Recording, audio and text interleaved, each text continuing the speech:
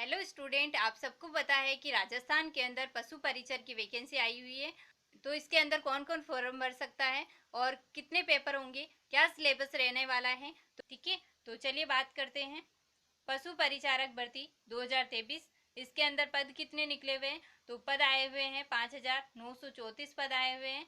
10वीं पास स्टूडेंट वो पशु परिचारक भर्ती के अंदर फॉर्म भर सकते हैं और आवेदन की तिथि जो रहने वाली है वो 13 अक्टूबर से लेकर के 11 नवंबर तक आप फॉर्म भर सकते हैं।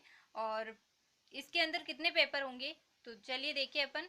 इसके अंदर जो है पेपर कितने होने वाले हैं, तो पेपर जो है एक ही होगा, एक ही पेपर होगा। उसके अंदर दो भाग दिए हुए हैं। तो सिलेबस के अंदर दो भाग दिए हुए, भाग ए और भाग बी।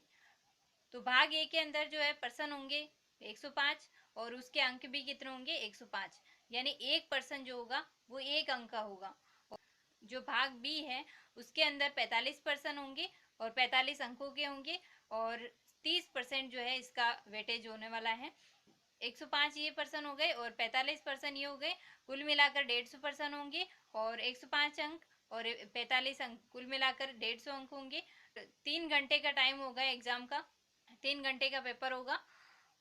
बहुविकल्पात्मक पर्सन होंगे, सारे वस्तुनिष्ठ पर्सन होंगे और प्रत्येक सही उत्तर के लिए, यानी जब एक क्वेश्चन सही होगा तो एक अंक दिया जाएगा और एक सही उत्तर होगा तो एक अंक दिया जाएगा और चार गलत उत्तर पर एक जो है वो सही अंक काट लिया जाएगा। तो 1/4 की नेगेटिव मार्किंग है और परीक्षा का जो स्तर है वो सेकेंडरी लेवल का रहने वाला है, यानी 10वीं के स्तर का।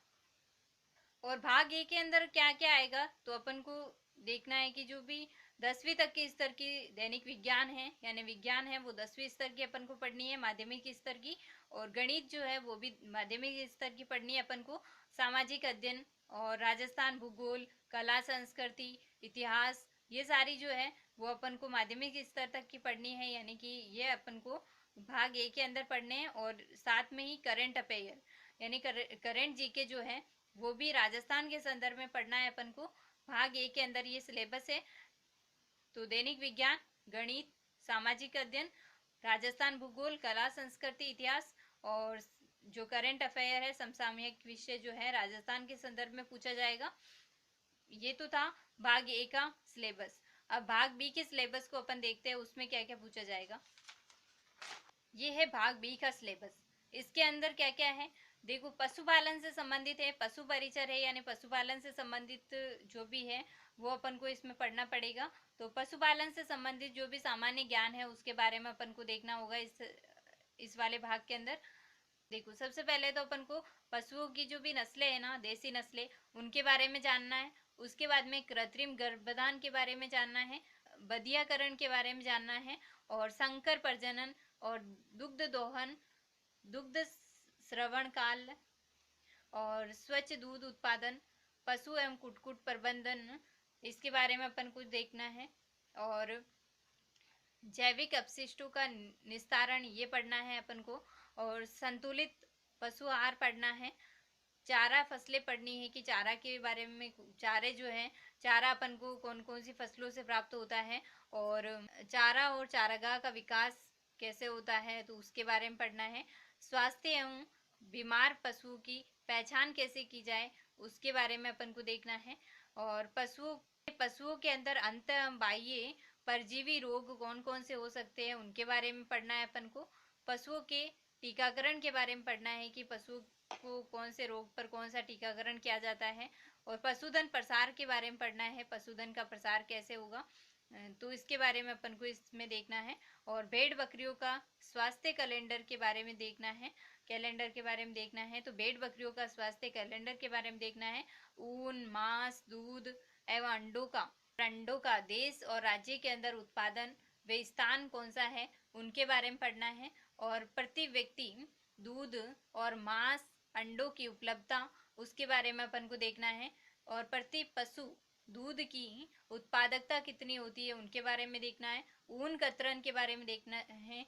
और भार ढोने वाले जो पशु होते हैं जैसे कच्चर वगैरह, उनके बारे में पढ़ना है। वर्मी कंपोस्ट खाद, जैसे अपन केचुए वगैरह से जो उत्पन्न खाद होती है उनके बारे में पढ़ना है। और पशुओं के चमड़े और हड्डियों का उपयोग, इनके बारे में पढ़ना है।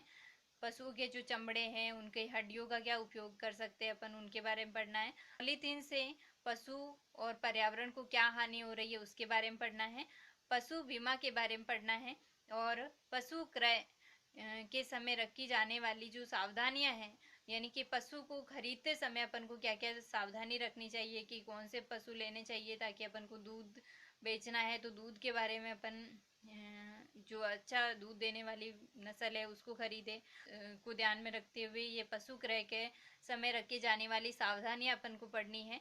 पशु मेले के बारे में पढ़ना है और पशु गणना जो है उसके बारे में पढ़ना है। और गौशाला प्रबंधन के बारे में देखना है, यानी गौशाला जो बने हुई है जगह जगह उनके बारे में कैसी साफ सफाई है, उनका साफ सफाई का क्या महत्व है उनके बारे में पढ़ना है। गोबर मूत्र का उचित निष्पादन जो उसके बारे में पढ़ना है। पशुधन उत्पादों का विपणन उसके बारे में पढ़ना है। और डेयरी विकास की गतिविधियों के बारे में अपन को देखना है। पशुपालन विभाग की प्रमुख योजनाएं हैं उनके बारे में पूछा जाएगा। तो इन सबको लेकर के वस्तुनिष्ठ प्रश्न अपन को पूछे जाएंगे, यानी कि 4 एबेसेदे वाले जो विकल्प वाले क्वेश्चन होते हैं, यानी कि एबेसेदे विकल्प वाले क्वेश्चन होते हैं वो पूछे जाएंगे इन सिलेबस को लेकर के। और ये थी आज की क्लास, मिलते हैं नेक्स्ट क्लास में। तब तक के लिए बाय बाय, जय हिंद, जय भारत।